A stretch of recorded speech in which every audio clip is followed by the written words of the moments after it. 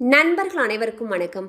இன்னைக்கு நம்ம இந்த வீடியோவில் சந்திர கிரகணம் எத்தனை மணிக்கு வருது, நாம் என்னென்ன செய்யணும் என்னென்ன செய்யக்கூடாது அப்படிங்கிற விவரங்கள் பற்றி இந்த வீடியோவில் நம்ம பார்க்கலாம்.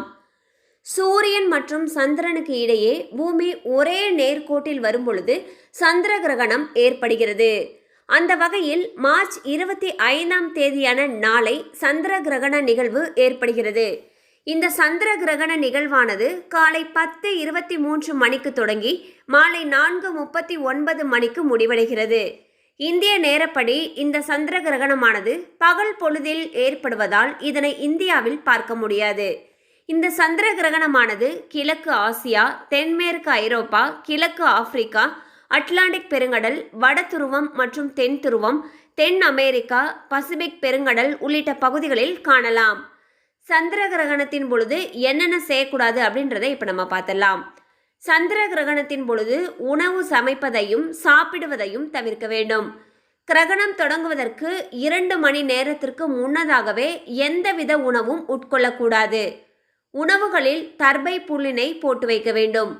கிரகணத்தின் பொழுது நவக்கிரக துதியை பாராயணம் செய்யலாம். சந்திர கிரகணத்துக்கான துதியையும் பாராயணம் செய்யலாம்.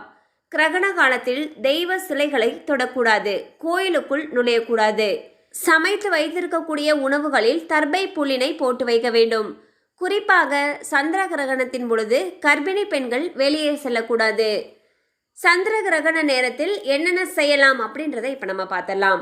சந்திர கிரகண நேரத்தில் கடவுள் வழிபாடு செய்வதை தவிர்த்தாலும் நம் தொடர்ச்சியாக மந்திரங்களையும் கடவுளுடைய பெயரையும் உச்சரிக்கலாம். புராணங்களை படிக்கலாம்.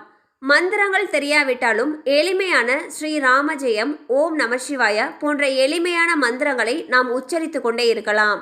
இந்த சந்திர கிரகணம் முடிந்தவுடன் வெள்ளை நிற பொருட்களை தானம் செய்ய வேண்டும். இவ்வாறு செய்வதன் மூலம் அசுப பலன்கள் குறையும் என்று தெரிவிக்கப்பட்டுள்ளது. ஸோ பார்த்தீங்கன்னா சந்திர கிரகணம் மார்ச் 25ஆம் தேதியான நாளை ஏற்படுது. இந்த சந்திர கிரகணமானது இந்தியாவில் காண முடியாது, வெளிநாடுகளில் தான் வருதுன்னு சொல்லியிருக்காங்க.